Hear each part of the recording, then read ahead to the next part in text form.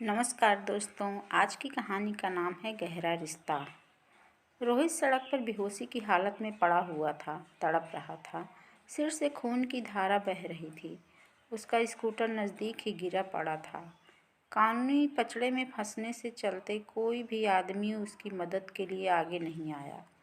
लोग एक नज़र उस पर डालते और फिर आगे बढ़ जाते। गायत्री का रिक्शा जैसे ही उधर से गुजरने लगा, उसकी नज़र तड़पते हुए रोहित पर पड़ी। उसे देखते ही उसके चेहरे पर घबराहट छा गई। अगले ही पल उसने रिक्शे वाले को रुकने के लिए कहा। रिक्शा रुकते ही उतरकर उसने रोहित को टटोल कर देखा। उसकी सांस चल रही थी। बहन जी छोड़िए, क्यों इस लफड़े में पड़ती हैं आप? पुलिस आकर अपने आप संभाल लेगी, रिक्शे वाले ने बला टालने के लिए कहा। वह बुरी तरह डरा हुआ था। चुप करो, शर्म नहीं आती तुम्हें? एक आदमी तड़प तड़प कर अपनी जान दे रहा है और तुम्हें यह लफड़ा लग रहा है। कहते हुए गायत्री ने अपना रुमाल बेहोश रोहित के सिर पर बांध दिया। इधर आओ, थोड़ी मदद करो, रिक्शे वाले से कहते हुए गायत्री ने रोहित को उठाने की कोशिश की।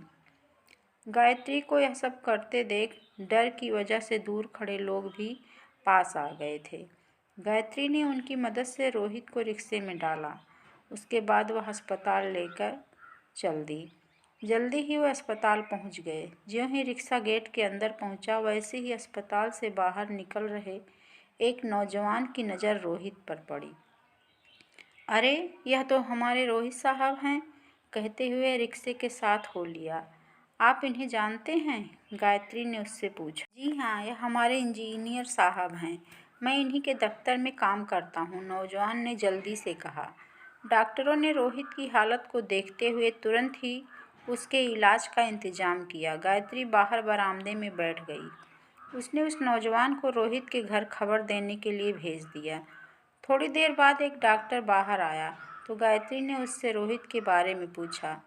वह अब ठीक है, अच्छा हुआ आपने उन्हें वक्त पर ले आई।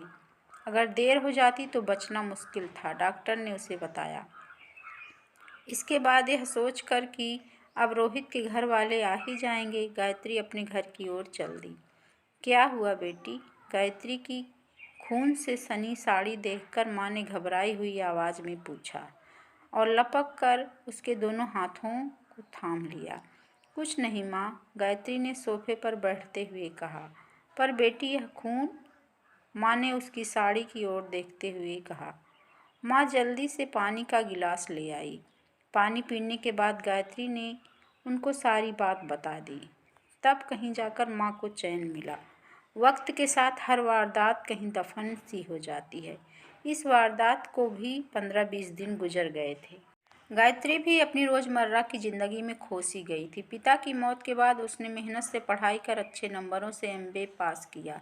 इस वजह से सीधे ही उसे कॉलेज में नौकरी मिल गई थी। नौकरी मिलने के बाद उनकी माली हालत भी सुधर गई थी। दोनों माँ बेटी अपनी छोटी दुनिया में खुश भी थी, लेकिन माँ को गायत्री की शादी की चिंता अंदर ही अंदर परेशान किए रहती थी। कितने ही मिलने वालों रिश्तेदारों से इस बारे में कह रखा था, मगर अभी तक कहीं बात नहीं बनी थी। एक दिन शाम के वक्त गायत्री बाजार जाने की तैयारी कर रही थी कि किसी ने घंटी बजाई। उसने जाकर दरवाज़ा खोला तो सामने रोहित खड़ा पाया। वह एक ही नज़र में उसे पहचान गई। रोहित दोनों हाथ जोड़कर बोला, नमस्ते। नमस्ते, गायत्री ने मुस्कुराते हुए कहा। मुझे गायत्री जी से मिलना है, रोहित ने कुछ झिझक कर कहा। जी मैं ही गायत्री हूँ, अंदर आइए, गायत्री ने अंदर की ओर इशारा करते हुए कहा।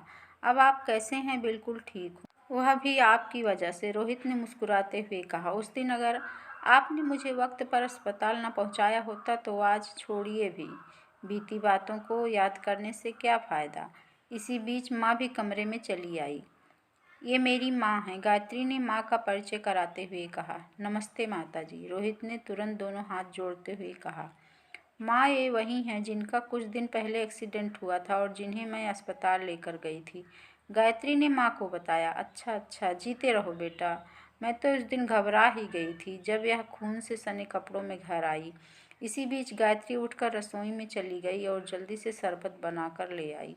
फिर बोली, घर का पता ढूंढने में तो आपको परेशानी नहीं हुई? बिल्कुल नहीं, आपका पता अस्पताल के रजिस्टर में लिखा हुआ था। जब मुझे मेरे दफ्तर के एक नौजवान ने बताया कि एक लड़की मुझे अस्पताल पहुंचा कर गई थी, तो मैंने उसी वक्त सोच लिया था, आपसे तो मैं ज़रूर मिलूँगा। देखिए, ज़्यादा तो मैं क्या कहूँ, बस इतना ही कहूँगा कि आपका यह कर्ज मैं कभी नहीं उतार सकूँगा। मेरी यह ज़िंदगी आपकी ही अमानत है, रोहित ने भरी आंखों से कहा। अब आप मेरी कुछ ज़्यादा ही तारीफ कर रहे हैं। यह सुनकर रोहित मुस्करा दिया। फिर उसने ब्रीफकेस से शादी का कार्ड निकालकर गायत्री की माँ की तरफ बढ़ा दिया। यह मेरी बहन की शादी का कार्ड है। आपको इस शादी में हर हालत में शामिल होना है। क्यों नहीं, हम ज़रूर आएंगे। इस बहाने भाभी जी से भी मुलाकात हो जाएगी, गायत्री ने कहा। भाभी जी? भाई, कौन सी भाभी? रोहित चौंकते हुए बोला। अरे, तुम्हारी पत्नी के लिए बोल रही है, माँ ने हंसते हुए कहा।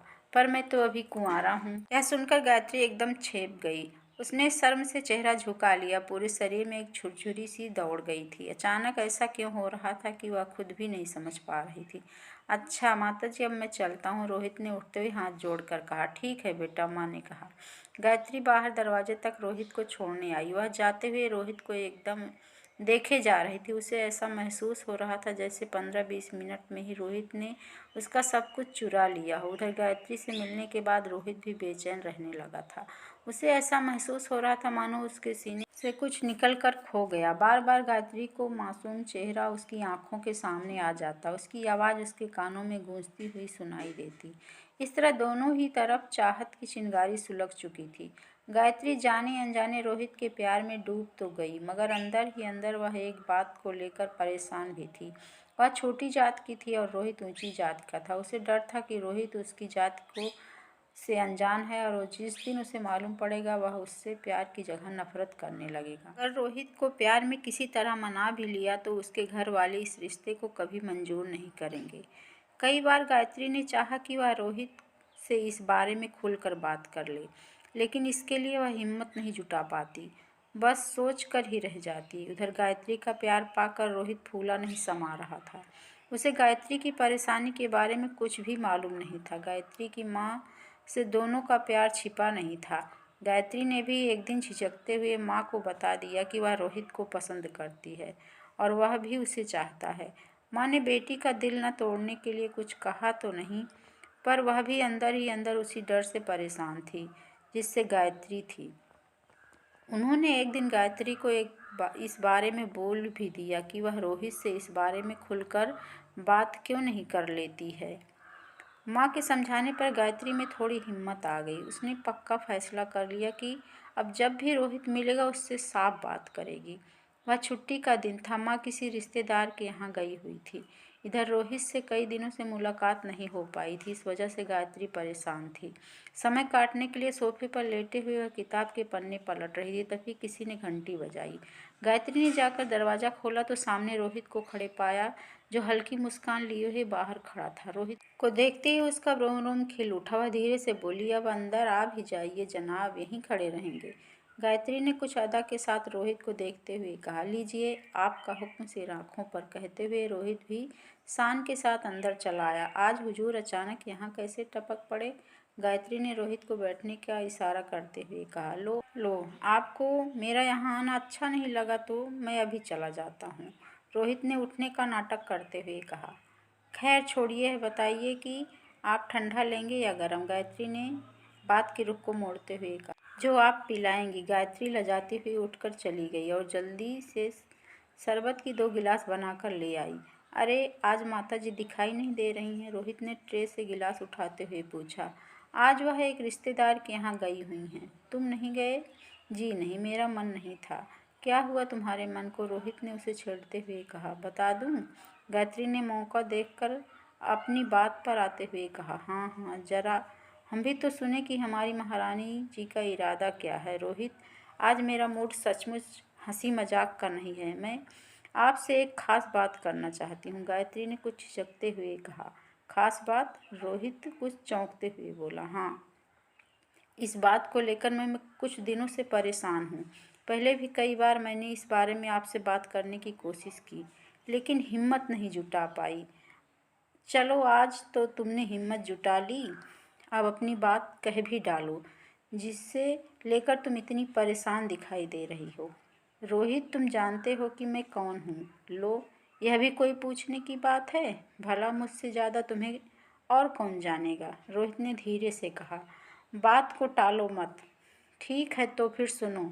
तुम एक प्यारी सी सुंदर लड़की हो, कॉलेज में पढ़ाती हो और अपने सामने बैठे इस नालायक आदमी से बेपनाह मोहब्बत करती। रोहित ने गायत्री को छेड़ते हुए कहा। रोहित, मेरा यह मतलब नहीं है। मेरा मतलब मेरे परिवार से है जिसमें मैंने जन्म लिया है। गायत्री ने असली बात पर आते हुए कहा। ओह, आखिर वही बात सामने आ गई जिसका मुझे डर था।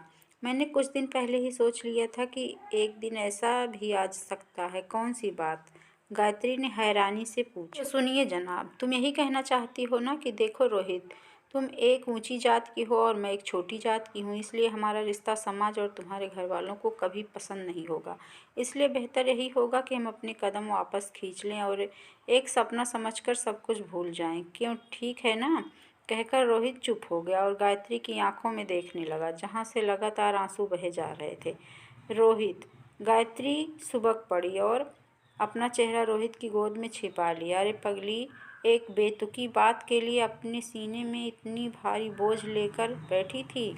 मैंने तुमसे मोहब्बत अपना दिल बहलाने या अय्यासी करने के लिए नहीं की है, बल्कि अपना जीवन साथी बनाने के लिए तुमसे यह रिश्ता जोड़ा है। मुझे तुमसे बेपनाह मोहब्बत है। फिर हमारे बीच यह जाति वाली बात कहाँ से आ गई? रोहित की बात सुनकर गायत्री उसे ऐसे देखने लगी जैसे कोई सपना देख रही हो। देखो गायत्री, आज मुझे बहुत अफसोस हो रहा है कि इतने दिन मेरे साथ रहकर भी तुम मुझे पहचान नहीं पाई। तुम नहीं जानती मेरे घर वाले कितने खुले विचारों के हैं। इस जात बिरादरी को बिल्कुल नहीं मानते। अपने घर वालों को मैंने शुरू में ही तुम्हारे बारे में सब कुछ बता दिया था। तुम्हारे ही मोहल्ले में एक आदमी से, जो हमारे ही दफ्तर में काम करता है, तुम्हारे बारे में मुझे सारी जानकारी मिल गई थी। मेरे घर वालों को सिर्फ एक गुणी और सुशील बहू चाहिए जो उनके परिवार की शोभा बढ़ा सके। ये सब गुण तुम्हारे अंदर है, इसलिए मैंने तुम्हें चुनकर कोई गलती नहीं की है। मैं तो खुद ही ऐसा मौका तलाश रहा था ताकि तुमसे शादी की बात कर सकूं। आज वह मौका तुमने खुद ही दे दिया। रोहित, मैं यह सब क्या सुन रही हूँ? गायत्री ने उसके कंधे पर अपना सिर टिकाते हुए कहा। रानी जी, आप जो सुन रही हैं वही सच है। अब तो आप अपना फैसला सुनाइए। रोहित ने उसका चेहरा अपने सामने करते हुए कहा।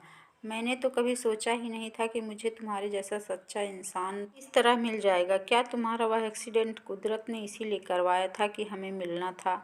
शायद अगर वह सब नहीं होता तो हम मिलते कैसे? खैर, बाकी सब बातें छोड़ो और यह बताओ कि मेरे माँ बाप की बहू बनकर मेरा और उनका सपना कब पूरा करोगी? जब आपका हुक्म होगा मेरे साजन। कहकर गायत्री अदा से उठी और उसने सिर पर चुन्नी रखकर रोहित के पैर छू लिए। रोहित जोर से हंस पड़ा और उसने गायत्री को उठाकर अपने सीने से लगा लिया। उन्होंने अपने आप को एक गहरे रिश्ते में बांध लिया। हाँ तो दोस्तों, आपको यह कहानी कैसी लगी? अगर पसंद आई हो तो प्लीज़ सब्सक्राइब करें हमारे चैनल को, लाइक एंड शेयर करें।